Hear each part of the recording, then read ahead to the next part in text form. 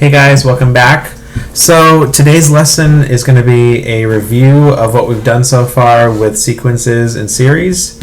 Let's go ahead and jump right in. This document is available on Google Classroom if you'd like to print one out and follow along. I'm only going to do some of the problems, and the rest of the problems you're going to do as a classwork assignment and go ahead and turn in on Google Classroom. Okay? So here we go. The first section is from the intro. That was the first topic that we covered. The first set of questions says to give the first 5 terms of each sequence. So if you look at 1 and 2, both of these are recursive. So what's happening here is that they gave you one of the terms in the sequence, and they gave you the rule to find any term in the sequence. And you need this information in order to continue forward because, for example, if you were going to find the second term, well, that's found by the first term, finding the first term and subtracting 6. So if you didn't know the first term already, then you wouldn't be able to do this problem. So I'm just going to put a note here that these are recursive. So let's go ahead and do number 1. The first term is -4. The second term will be found by taking the first term, which is -4, and then subtracting 6 from that. That's going to give me a -10. And then the third term, oh, hold on, I made a mistake here. Whoops, sorry. This is the slot for the first term, so this is actually A1. This is A2, A3, A4, and A5. The first term was given, so this is actually -4. The second term is -10, like we calculated. And then the third term, what's happening here is you're going to plug in 3 for n. That would be A sub 3 minus 1. So that's A2. And A2, you know already because you calculated it. So you're going to do A2 and then subtract 6 from that. That's going to give you -16. And basically at this point you should kind of have the pattern down. So for every one that we do going forward, you're just going to be subtracting 6 from the term right before it. So if we take another 6 away from this, we're going to get -22. And then another 6 away from that would give me -28. Question number 2, I am going to leave for you. I'm circling this. It is a classwork problem, so go ahead and finish that. Basically, by the time you submit this to me, I'm going to see the entire thing filled out. All right, so questions 3 and 4, these are explicit, and I know they're explicit because inside of the rule, it doesn't rely on knowing any particular term of the sequence in order to find something else. You can pick any number term of the sequence. You can find term number 1000 if you want to, because you're just going to plug that n into wherever the n is in the rule. Okay, so let's make a note here that these are explicit formulas. And I'm going to do number 3 with you. So it says A sub n equals 15 minus 2n. So to find any term, you're just going to do n equals 1, n equals 2.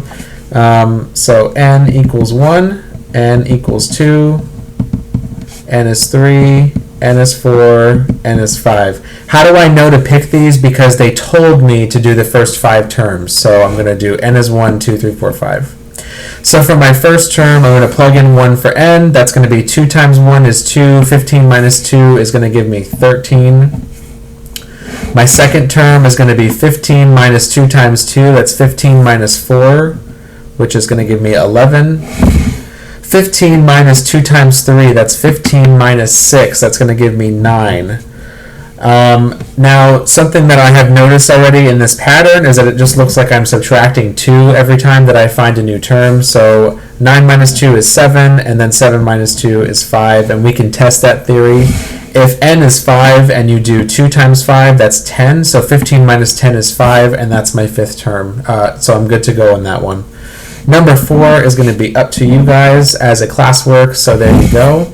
And I'm going to go ahead and roll this paper up so I can go ahead and roll on to the next problem. The directions say find the partial sum for each sequence. So you are given the first couple of terms of the sequence. I know it's an infinite sequence because there's an ellipsis here. And then I'm tasked with finding what is the 8th term of the sequence. So let's see if we can find the pattern. 2 plus 1 is 3, 3 plus 2 is 5, 5 plus 3 is 8, and 8 plus Let's see, 3, 4, 8, 9, 10, 11, 12, 13. Interesting. So the pattern here appears to be from here to here, you're adding 1. From here to here, you're adding 2. From here to here, you're adding 3. From here to here, it's 5. So how would you go about finding the next part of the sequence? Well, you would need to look for another type of pattern to go by, because it doesn't look like it's arithmetic. It doesn't look like it's the same number being added every time. So this was bad. Let's try something else. I think if you do this term plus, oh, this is a Fibonacci sequence. Okay, so what's happening here is that the third term is found by adding the first two terms, or the terms that precede it. So 5 is 3 plus 2. And then 8 is 5 plus 3, and 13 is 8 plus 5. So now that's definitely the pattern, and we can go ahead and continue finding the rest of the numbers. The next term is going to be 13 plus 8. So that's going to give me a 21 as my next term. And I only have to go up to 8 here. So this is the first, second, third, fourth, fifth, sixth term. I'm going to find the seventh term, and then I'm going to find the eighth term. So the seventh term is going to be 21 plus 13. That's going to give me 34. And then the eighth term in the sequence is going to be 34 plus 21, which is 55. Now, this said to find the partial sum. That's the key word here. So this partial sum means you start at the beginning and you go up to the number it told you, which was the eighth term. So you're going to add all the terms they gave you and the 3 that you found. And I'm not doing that in my head. So 34, 21, 13, 8, 5, 3, and 2. And I get 141.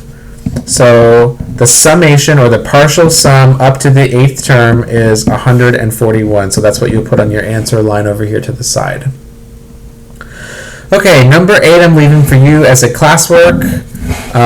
Again, try and identify what the pattern is that's happening here, and then find all the way up to the 14th term. This is a 14 in case you can't see it on your printed one. And you were already given the first 5 terms, so you need to find the rest of those up to 14 and then add them together in order to find the partial sum. Number 9 I'm also going to leave for you because it's the only sigma notation problem that's on the first page, but this is very similar to the one before it, except you were given the rule. So basically what's happening in this problem is you need to find all the terms in the sequence from 1 to 10. So the first term, second term, third term, set ... all the way up to the 10th term, and add them together. Well, how do you find that? A is 1 the first time. So if A is 1, you're going to do 1 minus 2 and square it. Okay, so this is a squared right here. In case you can't read that, that's a squared. Okay. The second term is going to be 2 minus 2 squared. The third term is going to be 3 minus 2 squared, and then you add them all together, and that's how you get your result. Okay, I'm flipping the page. On the back side of this page is all about arithmetic sequences in series, which is the topic that we most recently covered in lesson 3. So the first couple of questions say to determine whether the sequence is arithmetic.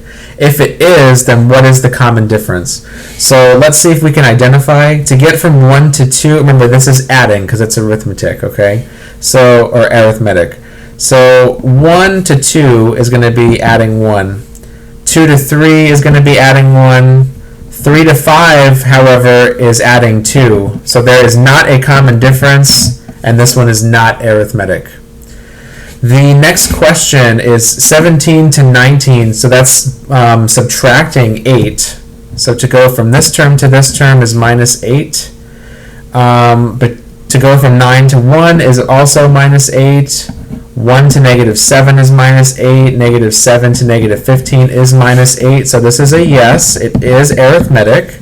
And the common difference, which is represented by D, is minus 8 because you're subtracting 8 each time. I'm leaving number 12 for you as a classwork. I'm circling that one for you. Just identify if it's arithmetic, and you can do that by going from one term to the next and finding if there's going to be a common difference there. Okay, number 7 says to write a rule for each sequence and then find the indicated term. Okay, so let's see if we can identify the common difference. It looks like we are adding 3 here, and then to get from here to here we're adding 3, and to get from here to here we're adding 3. So our common difference is a d equals 3. So if we remember what the rules tell us to do, the formula we need to fill in is a sub n, and that equals the common difference times n minus 1, and then you add the first term of the sequence to that. So in order for this to be considered like a real fleshed out rule, plug in what you know, and the d is 3. So, a sub n is going to be 3, n minus 1. And then it says to add the first term, a1. Well, a1 we know already because it's right here. This is a1, okay, because it's the first term of this sequence. So we're going to be adding -7, which is the same thing as just subtracting 7. You can leave it like this if you want to. It's a little easier to do the math this way, but you could also distribute this to this, and that would be a sub n equals 3n minus 3 minus 7. And you can simplify this piece right here. So a sub n is 3n and minus 10. Pick your poison, whichever one's easier if you think that you'll be able to solve. So a sub n, since I figured out all the way, I'm just going to put the whole thing. And then it says to find the 38th term here. So we're going to look for the 38th term of this sequence, and all we have to do, since we have the rule, is just plug in 38 for n. So a sub 38 is going to be 3 times 38 minus 10. Well, 3 times 30 is 90, and 3 times 8 is 24. 90 and 24 is 114. And 114 minus 10 is 104. So the 38th term is 104. Yes, I did that math in my head. If you need me to write this down, this will be 90 plus 24 minus 10. That's 114 minus 10, which is 104. Okay. There's no other additional problem for you to do for that one. But that brings me to my next question, which is going to be us just doing one more problem together, which is 16, and you will do the other two. They're in sigma notation. Find the indicated sum for each arithmetic series. So first of all, in case you can't read this, this says to find the 27th, the sum up to the 27th term in the sequence. It looks like my first term in my series here is -2, and then I'm adding -7, and it looks like each term that I'm going by here is subtracting 5 every time. So probably what I want to do here is use my rule for arithmetic series, and if you forgot what that rule is, you can go back to your notes, or I'm going to go ahead and actually I'll use blue to write this. The formula that we're going to be using for this is the partial sum is equal to the number of terms that you're looking at, the first term, the term that you're going for, and then the value of that term, and you divide that by 2. So the first term here, so s sub 27 is going to be n is 27, so 27, and then the first term in the series is -2, and then we're going to add the last one. Now, how do we get a sub 27? Well, we're going to have to do a little math to figure that out. Okay, but that's the rule we're going to use to find the sum. Okay, so now what we need to do is we need to find what a27 is. So let's write a rule for this. To find any number in this series, this sequence, you're going to be taking the common difference, which is -5, times n minus 1, plus the first term. The first term is -2. And I need to find what the 27th term is. So that's going to be -5 times 27 minus 1 minus 2. Okay, so 27 minus 1 is 26. Negative 5 times 20 is negative 100. An easier way to do this would just be to go to my calculator and do negative 5. Okay, so that's negative 130 minus 2. So it's negative 132. Okay, so now we can go back to our partial sum. The series up to the 27th term is going to be 27 times negative 2 minus 132 divided by 2. Let's do the calculator for this. I don't know why I put a divide here, sorry. And then you divide this answer by 2 and multiply it by 27, and you get negative 1809.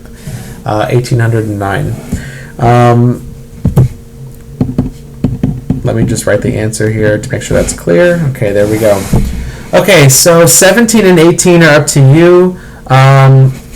The only difference in the problem here is that they didn't give you what the sequence looks like. They didn't give you any of the terms, so you just need to use the rule that you were given to find the first term and find the 31st term. And then once you know that, you can fill it into this formula right here, which is the formula for the summation. Okay, good luck, you guys. So let me circle the problems that are classwork. It's this one and this one. And so that's 1, 2, 3, 4, 5, 6, 7. So you have 7 problems for the assignment today. It's going to be due a week from now, so go ahead and give it a shot. And I want you to submit that on Google Classroom. Like always, I'm going to be giving you 2 grades this time. I'm going to be giving you a grade for filling in the ones we did together, like as notes, and then another grade for actually completing the classwork problems. If you get any help with any of these problems, feel free to reach out to me. You can send me an email, send me a remind message, comment on this video on Google Classroom, whatever you're more comfortable with. And of course, you can always come into the office hours. Those are on Tuesdays and Thursdays from 10:30 to 1:30. I'm there 100% of the time, and you can just pop in and holler for me, and I'll help you out. All right, see you guys next time. Thank you.